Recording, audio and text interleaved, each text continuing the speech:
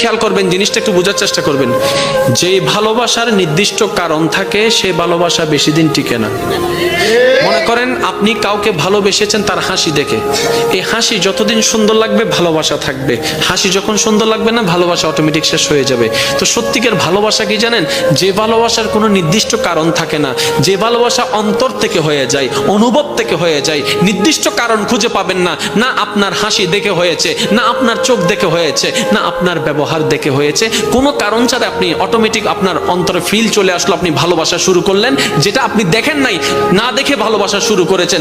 দেখবেন এই ভালোবাসা কখনো শেষ হবে না। মনে রাখবেন এটা রহমানের দরবার থেকে স্বামীর অন্তরে স্ত্রী, স্ত্রীর জন্য স্বামীর জন্য আসা ভালোবাসা। কেমন ভালোবাসা? এই ভালোবাসা কখনো ডিভোর্স আনবে না, কারণ সে সারা জীবন কেটে যাবে কেন ভালোবাসি কেন ভালোবাসি এই কারণ খুঁজতে খুঁজতে জীবনেই চলে যাবে, জীবনেই শেষ হয়ে যাবে, ডিভোর্স হওয়ার কোনো সম্ভাবনা আর থাকবে না। বলেন না সুবহান।